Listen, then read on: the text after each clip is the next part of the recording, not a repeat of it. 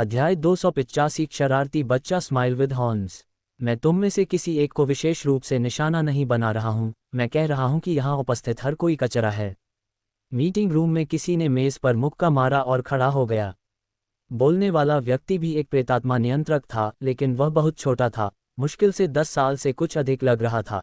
जाहिरा तौर पर अभी भी एक प्राथमिक विद्यालय का छात्र था, फिर भी उसके चेहरे पर समस्त जीवन के प्रति घृणा का एक अहंकारी भाव था। उपस्थित 20-30 लोगों में से अधिकांश प्रेतात्मा नियंत्रकों के शीर्ष स्तर के थे, लेकिन इस बच्चे का सामना करते हुए उन्हें ऐसा महसूस हुआ जैसे उन्होंने गोबर खा लिया हो। इस बच्चे का नाम कपेल था, जिसका कोडनेम प्रेत शिशु था। उसकी क्षमता लगभग अभेद्य थी। कहा जाता था कि वह अपने शरीर में मौजूद प्रेत के माध्यम से अगले 1 घंटे के भीतर होने वाली हर चीज की भविष्यवाणी कर सकता था। बेशक ऐसी क्षमता आम लोगों के लिए बहुत उपयोगी नहीं थी, लेकिन अलौकिक घटनाओं के सामने यह 1 घंटे के भीतर भयंकर प्रेतों की हरकतों का अनुमान लगा सकती थी, किसी भी संकट को पूरी तरह से हल कर सकती थी, जिससे जीवित रहने की संभावनाएं काफी बढ़ जाती थीं। मुख्यालय में इस बच्चे को लगभग एक राष्ट्रीय खजाने की तरह माना जाता था, जिस पर हर तरह की सुरक्षा और संसाधन न्यौछावर किए जाते थे। यदि जयपुर शहर में अलौकिक घटना की विशेष प्रकृति न होती, जिसके कारण सहायता शहर में प्रवेश नहीं कर पाई, तो इस बच्चे की क्षमताएं अन्य प्रेतात्मा नियंत्रकों के सहयोग के साथ मिलकर शायद अजेय नहीं होती। इस व्यक्ति को नाराज न करने की इच्छा रखते हुए और यह सोचते हुए कि एक बच्चे से झगड़ा करना उनके स्तर से नीचे था, बाकी लोग केवल चुप रह सके। कोई भी यह गारंटी नहीं दे सकता था कि ऐसा समय नहीं आएगा जब उन्हें इस बच्चे के समर्थन की आवश्यकता होगी। कपेल, थोड़ा संयम रखो, बैठक शुरू होने वाली है, क्या तुम अपने रवैये पर थोड़ा लगाम नहीं लगा सकते? प्रेतात्मा नियंत्रक सुनीता ने इस समय विनम्रतापूर्वक उसे याद दिलाया। कपेल ने अपना सिर घुमाया और गाली दी, चुप रहो, तुम कचरे का टुकड़ा। तुम वयस्कों का क्या फायदा? तुम लोग इतने समय से जयपुर शहर में हो और दरवाजे से अंदर तक नहीं जा पाए, सब बाहर ही फंसे हुए हो। क्या तुम्हें शर्म नहीं आती? मुझे तुम हारने वालों के साथ बैठने में ही शर्म महसूस होती है। यह मेरे लिए अपमान है।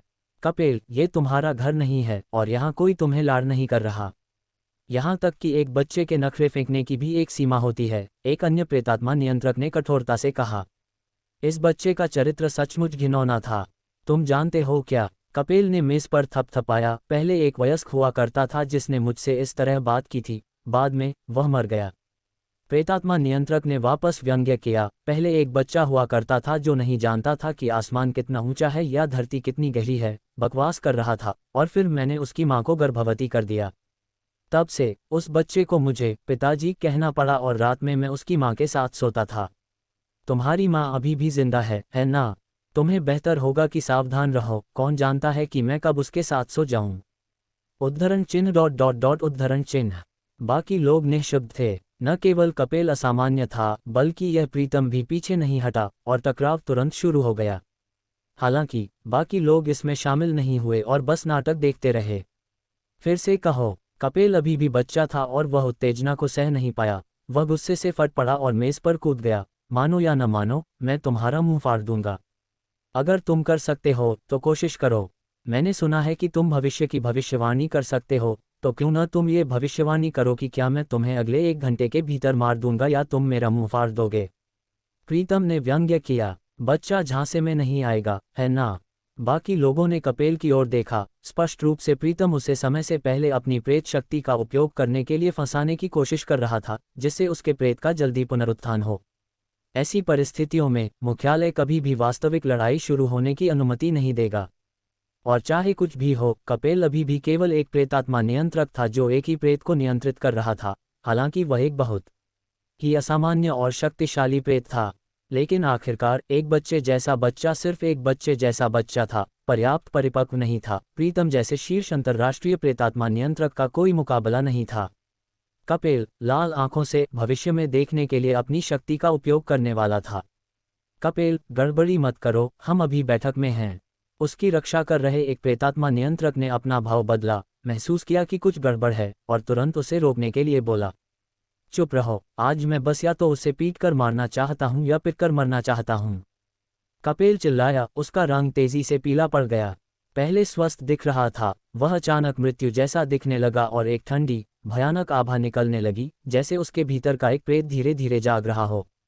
हिस्टिल्ड। मीटिंग रूम की रोशनी अचानक कुछ रहस्यमय शक्ति द्वारा मंद कर दी गई और प्रत्येक प्रेतात्मा नियंत्रक के दिल पर एक अजीब सी संवेदना छा गई, जैसे कोई अदृश्य चीज उन्हें देख रही हो। प्रीतम अभी भी ठंडी मुस्कान के साथ चुप था।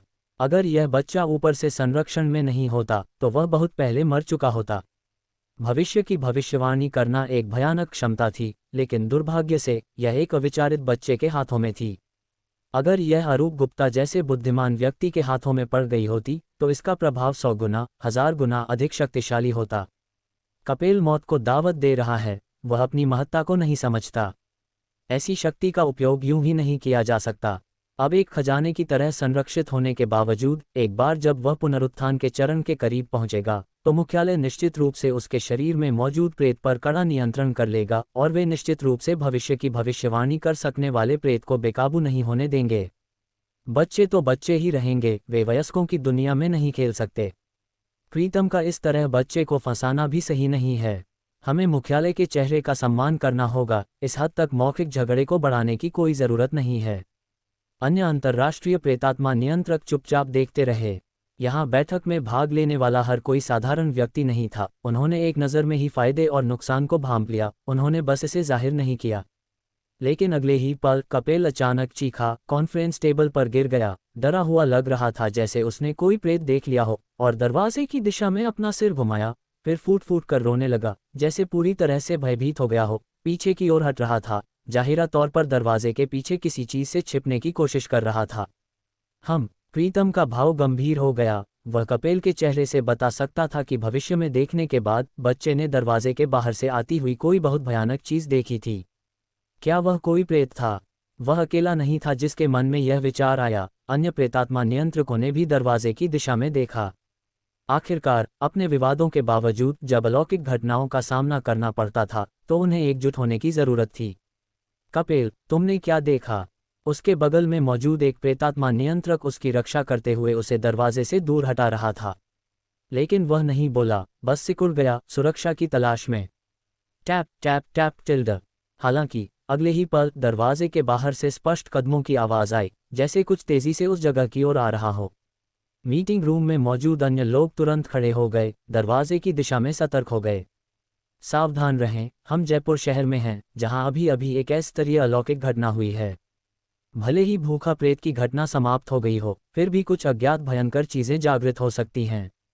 अरविंद ने हमें चेतावनी दी थी कि यहाँ एक और बड़ी घटना हो सकती है। हमें कुछ देर रुकने और स्थिति का निरीक्षण करने की सलाह दी थी, किसी ने कहा। इस बच्चे ने भविष्य में ऐसा क्या देखा जो इतना भयभीत हो गया? महत्वपूर्ण क्षणों पर अटक जाना और बच्चों के साथ टीम बनाना हमें देर सबेर मार डालेगा, दूसरे ने टिप्पणी की। जैसे ही वे अत्यधिक सतर्क रहे, अगले ही पल दरवाज़ा खुला। एक युवक बाहर से अंदर आया। क्या यह एक बैठक नहीं है? क्या हुआ? तुम सब मुझे इतनी अजीब तरह से क्यों देख रहे हो? रोहित ने चारों ओर देखा, भ्रमित था, महसूस कर रहा था कि मीटिंग रूम का माहौल कुछ गड़बड़ है। उद्धरण चिन्ह डॉट डॉट डॉट उद्धरण चिन्ह। बाकी लोगों ने अजीब भावों के साथ उसकी ओर देखा। चलो भी, अगर तुम बैठक में भाग लेने वाले हो तो तुम्हें जल्दी आना चाहिए। इस विशेष समय को क्यों चुना?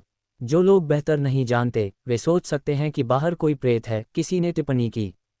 प्रेत? कौन सा प्रेत? रोहित ने देखने के लिए अपना सिर घुमाया। वहां कुछ नहीं है। वहां कुछ नहीं था। तो फिर कपेल इतना डरा हुआ क्यों था? कुछ को यह अजीब लगा, लेकिन प्रीतम ने अपनी आंखें संकीर्ण कर लीं, कुछ महसूस करते हुए। नहीं, ये सही नहीं है। कपेल इसी व्यक्ति से डरा हुआ था। बस इतना है कि मैंने कपेल के साथ बहस जारी नहीं रखी और स्थिति बिगड़ी नहीं, इसलिए इस व्यक्ति ने हस्तक्षेप नहीं किया। अगर चीजें 1 मिनट पहले जैसी जारी रहती तो यह व्यक्ति अंदर आने के बाद निश्चित रूप से हस्तक्षेप करता और परिणाम शायद अच्छा नहीं होता, उसने सोचा। भविष्य की सिर्फ एक झलक ने उन्हें इस तरह डरा दिया था। कोई कल्पना कर सकता है कि यह व्यक्ति कितना खतरनाक था। क्या तुम प्रेत नेत्र रोहित हो? उसने अचानक पूछा। जयपुर शहर से प्रेत नेत्र रोहित जितना अजीब और खतरनाक कोई और नहीं हो सकता था जो इतने आत्मविश्वास से मीटिंग रूम में चल सकता था। हाँ, मैं हूँ। क्यों? क्या तुम मुझे पहचानते नहीं? एक अंतर्राष्ट्रीय प्रेत नियंत्रक को अन्य लोगों की फाइलों की समीक्षा करने का अधिकार होना चाहिए, है ना? रोहित ने पूछा। क्या ये व्यक्ति रोहित था? हर किसी ने उसे फिर से देखा। वह इतना साधारण दिख रहा था, कुछ भी खास नहीं, बस एक स्कूल में पढ़ने वाले छात्र जैसा। अभी मुझे लगा जैसे मैंने तुम्हें झगड़ते हुए सुना, किसी ने मेज पर मुक्का भी मारा और सभी को कचरा कहा।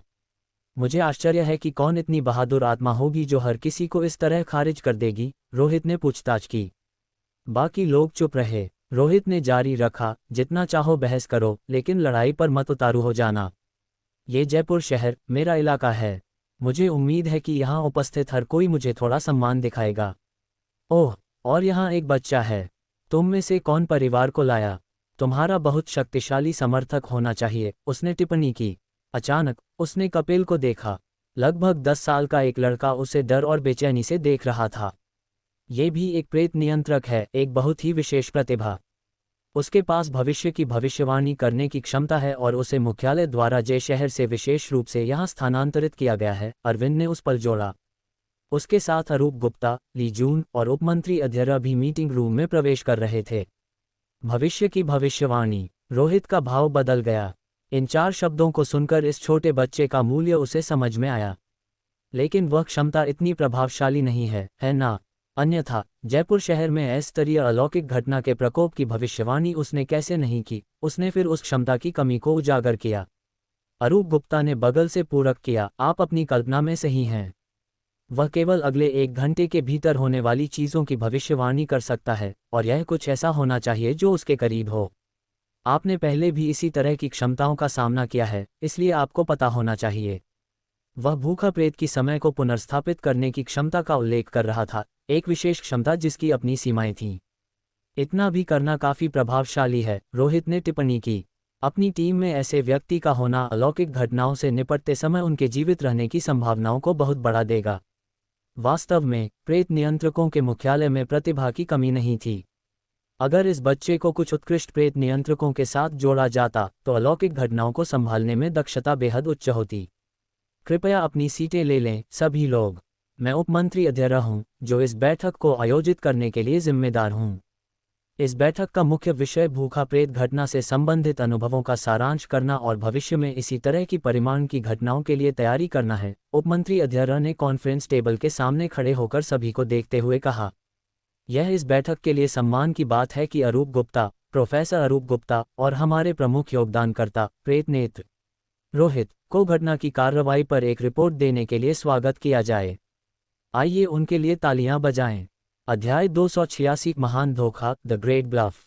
सम्मेलन की शुरुआत उपमंत्री अध्यरा के रोहित की प्रशंसा गाने से हुई। ऐसा लगा कि यह बैठक रोहित के व्यक्तिगत प्रदर्शन का एक मंच बन गई है, जिसे दूसरों के सामने चमकाने के लिए सेट किया गया है। हर शब्द रोहित की तारीफ की ओर इशारा कर रहा था। हालांकि रोहित ने इस चापलूसी को कोरी हवा के अलावा और कुछ नहीं माना। वह कोई भोला भाला नौजवान नहीं था जो कुछ तारीफों से भावुक हो जाएगा और फिर पूरी निष्ठा से खुद को समर्पित कर देगा। रोहित का अपना जीवन जीने का तरीका था। सच कहूं तो विश्व स्तर पर अस्तरीय अलौकिक घटनाओं का प्रकोप अब कोई असंगति नहीं है। इसी तरह की गंभीर घटनाएं विदेशों में भी होती हैं, लेकिन वे या तो हल हो जाती हैं या दबा दी जाती हैं।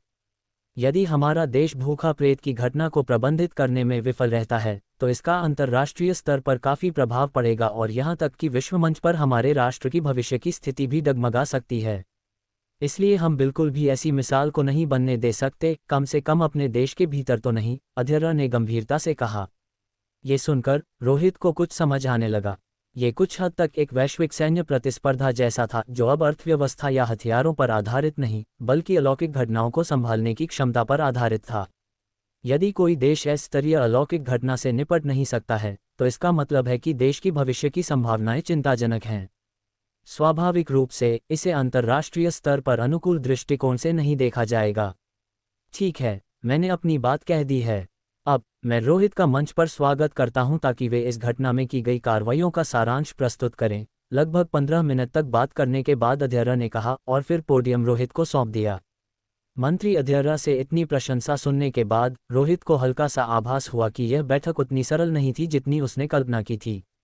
जिस कथित कार्रवाई रिपोर्ट के लिए उसने तैयारी भी नहीं की थी, क्या वह वास्तव में लापरवाही से बोलने और सब कुछ उजागर करने से नहीं डर रहे थे? या क्या बैठक सिर्फ एक दिखावा थी जो उसके कुछ रहस्यों को बाहर निकालने की कोशिश कर रही थी? उसने अरविंद की ओर देखा। वह व्यक्ति सीधा बैठा था, गंभीर मुद्रा में, व्यर्थ की बातों में शामिल नहीं था, स्पष्ट रूप से बैठक को ध्यान से सुन रहा था। फिर वहां अरूप गुप्ता, अंतर्राष्ट्रीय स्तर पर प्रसिद्ध प्रोफेसर विनीत भी थे, जो बैठक में कुछ अपेक्षा और रुचि प्रदर्शित करते हुए लग रहे थे। ये बूढ़ी लोमड़ियां, रोहित ने मन ही मन चुपचाप शाप दिया। लेकिन घटना के बाद भूखा प्रेत और कॉफिन कील तथा कफन जैसी मूल्यवान वस्तुओं को सौंपना प्रेत नियंत्रकों के मुख्यालय के लिए एक उचित व्यापार जैसा लगा। फिर भी इसकी तुलना में मुख्यालय निश्चित रूप से उन 7 दिनों के दौरान क्या हुआ था जब वह लापता हो गया था, इसमें अधिक रुचि रखता था, क्योंकि यह अपने मूल में एक अस्तरीय अलौकिक घटना के समाधान से संबंधित था। केवल अरूप गुप्ता ही कुछ विवरण जानते थे, फिर भी सब कुछ नहीं। लेकिन वह व्यक्ति अरूप गुप्ता निश्चित रूप से कुछ नहीं कहेगा। यह उसका चरित्र था कि वह दूसरों को गुमराह करने से बचने के लिए अनिश्चित चीज़ों की घोषणा नहीं करता था। एक प्रतिष्ठित प्रोफेसर के रूप में वह अच्छी तरह से जानता था कि एक मामूली संकेत का भी देश पर या यहाँ तक कि विश्व स्तर पर क्या प्रभाव पड़ सकता है। इस प्रकार उसने सावधानी से बोलने का कौशल विकसित किया था। लेकिन क्या पुनरुत्थान का रहस्य प्रकट किया जा सकता है? इसमें प्रेत दर्पण शामिल था और वह काफी बुरा था, लेकिन सबसे महत्वपूर्ण बात यह थी कि इसका संबंध मानव त्वचा के कागज के अस्तित्व से था, एक भयानक और डरावनी वस्तु जो उसकी अपनी आधारशिला थी। इसके बिना वह प्रेत ताबूत की घटना में पहले ही मर चुका होता। ईमानदारी से कहूं तो इस ऑपरेशन के बारे में कहने के लिए ज्यादा कुछ नहीं है।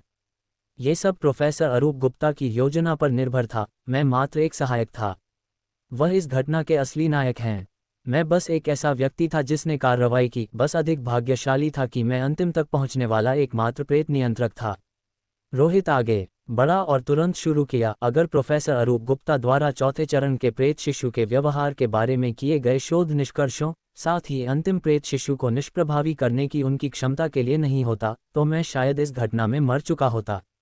इसलिए मैं वास्तव में अनुभव पर बात नहीं कर सकता, और जहां तक उसकी बात है, यहाँ कई ऐसे हैं जो मुझसे अधिक वरिष्ठ हैं और मेरा मानना है कि उनके पास अलौकिक घटनाओं को संभालने का और भी अधिक अनुभव है। मैं बस एक छोटा सा व्यक्ति हूँ जिसने हाल ही में अस्थायी कार्यकर्ता से स्थायी में स्विच किया है। मैं तुम्हें क्या सिखा सकता हूँ? उसने अत्यधिक विनम्रता से व्यवहार किया, अपनी सारी तेजतर्रारी को छिपा लिया। जब पीछे हटने का समय आया तो रोहित ने बिना किसी झिझक के ऐसा किया। रोहित की बातें सुनकर अध्ययरा का मुंह बुरी तरह से हिल गया। ये बच्चा अचानक इतना मिलनसार हो गया, लेकिन पिछली फोन कॉन्फ्रेंस के दौरान वह ऐसा नहीं था। उसने शीर्ष अधिकारियों का भी सामना करने की हिम्मत की थी, एक बार नहीं बल्कि कई बार प्रेत नियंत्रकों के मुख्यालय को धमकी दी थी। अब जब उसने एस ग्रेड असामान्य घटना को हल कर लिया था, तो वह अचानक काय क्यों बन गया था? उसने अरविंद की ओर देखा। अरविंद ने हल्के से अपना सिर हिलाया, स्पष्ट रूप से सोच रहा था कि इस तरीके से रोहित से जानकारी निकालने की कोशिश सफल नहीं होगी। वह पहले ही सावधान हो चुका था। जो व्यक्ति जीवन और मृत्यु के कगार पर जीवित रह सकता था, वह इतना सरल नहीं था। रोहित, मैंने सुना है कि तुम 2 प्रेतों को नियंत्रित कर रहे हो।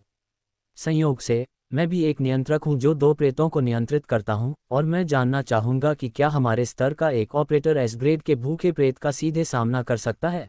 अचानक प्रीतम ने मुस्कुराते हुए पूछा। आखिरकार, मैंने पहले कभी ऐसी घटना का सामना नहीं किया है और मैं अपनी क्षमता को समझकर यह स्पष्ट बोध प्राप्त करना चाहूंगा कि मैं कहाँ खड़ा हूँ। बेशक, 2 प्रेतों को नियंत्रित करना आपको भूखे प्रेत का सामना करने के लिए योग्य बनाता है। अगर आप भाग्यशाली हैं तो आप इसे सीधे कैद भी करने में सफल हो सकते हैं। आपको बस भयंकर प्रेत के हत्यारे पैटर्न को समझने और कुछ विशेष क्षमताओं की आवश्यकता है। रोहित ने गंभीर और ईमानदार दिखते हुए सिर हिलाया। धिक्कार है, ये बच्चा मुझे फंसाने की कोशिश कर रहा है, प्रीतम ने मन ही मन शाप दिया। अगर उसने सच में इस व्यक्ति की बात पर विश्वास किया तो उसे पता भी नहीं चलेगा कि वह कैसे मर गया। उसने जयपुर शहर के एक प्रेत नियंत्रक पवन कुमार की प्रोफाइल देखी थी, जो 2 प्रेतों को भी नियंत्रित करता था। नतीजा ये हुआ कि वह अपने ऑपरेशन के पहले ही दिन मर गया। ये दर्शाता है कि 2 प्रेतों को नियंत्रित करना किसी को सीधे भूखे प्रेत का सामना करने के लिए योग्य नहीं बनाता था। हालांकि प्रीतम को विश्वास नहीं हुआ, लेकिन अन्य प्रेत नियंत्रकों ने किया। कुछ ने कभी इस स्तर की असामान्य घटना का सामना नहीं किया था, इसलिए उन्होंने सोचा कि एक एस ग्रेड की घटना कुछ खास नहीं है। रोहित सही कह रहा है। जब तक हम पैटर्न को जानते हैं और क्षमता रखते हैं, तब तक हमारे लिए इस भूखे प्रेत को समाहित करना मुश्किल नहीं होना चाहिए। ये केवल इसलिए हुआ क्योंकि प्रेत चीज ने पूरे शहर को सीलबंद कर दिया था, जिससे हमारा समर्थन अंदर नहीं जा सका कि इतनी बड़ी आपदा पैदा हुई। एक नियंत्रक ने सिर हिलाते हुए टिप्पणी की। बकवास, तुमने सच में उसकी बकवास पर विश्वास कर लिया? तुम तो जल्दी मरने की तलाश में होगे, दूसरे ने जवाब दिया। प्रीतम ने उस व्यक्ति की ओर देखा और मन ही मन सोचा, यह एक घमंडी मूर्ख है। भविष्य में इससे दूर रहना ही बेहतर है। जब तक वह मुझे अपनी परेशानियों में नहीं घसीटता तब तक ठीक है। हालांकि रोहित मुस्कुरा रहा था जब उसने कहा, ये सही है। प्रोफेसर अरूप गुप्ता की योजना में मदद से कोई भी प्रेत नियंत्रक इस घटना को अपेक्षाकृत आसानी से हल कर सकता था। वास्तव में मुझे लगता है कि भूखा प्रेत घटना को एस ग्रेड के रूप में परिभाषित करना थोड़ा अतिशयोक्ति है। मेरा मानना है कि यह अधिकतम एक ए ग्रेड अपसामान्य घटना है। बेशक नामकरण में एक गुमराह करने वाला तत्व भी है। मुझे लगता है कि प्रेत शिशु घटना अधिक उपयुक्त होगी। भूखा प्रेत घटना की तुलना में प्रेत शिशु घटना बहुत कम हानिकारक लगती है, यहाँ तक कि कुछ तुच्छ भी, जिससे स्थिति की गंभीरता को महसूस करना मुश्किल हो जाता है। मुझे भी लगता है कि इस बार मुख्यालय ने अति प्रतिक्रिया की। अगर यह वास्तव में एक एस ग्रेड घटना होती तो अंत में यह एक ही व्यक्ति द्वारा कैसे हल हो सकती थी। ये शुरू में प्रतिक्रिया में चूक रही होगी, जिससे सत्ता को खतरा बढ़ाने का मौका मिला। इसके साथ जुड़ने के बाद हमने पाया कि वास्तविक प्रेत उतना भयानक नहीं था। एक अन्य प्रेत नियंत्रक चर्चा में शामिल हुआ। रोहित ने जोड़ा, आप सही कह रहे हैं, प्रेत शिशु मूल रूप से रघु के शरीर से निकला था। रघु, जिसने एक प्रेत को नियंत्रित किया था, भले ही वह एक पुनर्जीवित भयंकर प्रेत था, केवल सीमित नुकसान ही पहुंचा सकता था। तुम वास्तव में भाग्यशाली हो जो वास्तव में एक ए ग्रेड घटना थी उस पर ठोकर खाकर और उसे एस ग्रेड स्थिति के रूप में माना। इसके अलावा प्रोफेसर अरूप गुप्ता की सलाह और रणनीतियों के साथ तुमने संयोगवश जबरदस्त श्रेय अर्जित किया। लेकिन अब सामान्य घटनाओं से निपटना भाग्य पर निर्भर नहीं हो सकता। तुमने इस बारे से हल करने में कामयाबी हासिल की, लेकिन अगली बार तुम इतने भाग्यशाली नहीं हो सकते। कुछ लोगों ने हंसते हुए सिर हिलाया। रोहित को एक भाग्यशाली व्यक्ति से अधिक कुछ नहीं माना। रोहित ने आह भरी, हाँ, इसलिए अगर मैं भविष्य में एस ग्रेड घटना का सामना करता हूँ तो मुझे जितना हो सके उतना दूर रहने की ज़रूरत है। मैं बिल्कुल भी बिना सोचे समझे अंदर नहीं जा सकता, अन्यथा मुझे पता भी नहीं चलेगा कि मैं कैसे मरा। क्या आप सब जानते हैं कि मैं हाल ही में छिप क्यों रहा हूँ और अपना चेहरा नहीं दिखा रहा हूँ? मैं डरा हुआ था, अपने घर से बाहर निकलने से भी बहुत डरा हुआ। ये सुनकर प्रीतम को आश्चर्य हुआ कि क्या ये वास्तव में वैसा ही था जैसा रोहित ने कहा, बस घटना के स्तर का एक गलत आकलन, साथ ही प्रोफेसर अरूप गुप्ता की मदद जिसने उसे अनजाने में इतनी बड़ी सफलता हासिल करने की अनुमति दी। अरूप गुप्ता चुप रहे, न तो रोहित की बातों से सहमत थे और न ही सच को उजागर कर रहे थे। वह आमतौर पर ऐसे मामूली मामलों की परवाह नहीं करते थे, ये जानते हुए कि रोहित अपने रहस्यों को उजागर नहीं करना चाहता था। रोहित के बारे में अपनी समझ के आधार पर वह जानते थे कि रोहित जो कुछ भी प्रकट नहीं करना चाहता था वह अज्ञात ही रहेगा। रोहित अपने पत्तों को छिपाने में बहुत माहिर था। घटना के दौरान उसके पास पहले से ही एक गहन अनुभव था, जहां सभी को लगा कि वे बर्बाद हो गए हैं, फिर भी रोहित में कभी भी अपना हाथ दिखाए बिना पासा पलटने की क्षमता थी।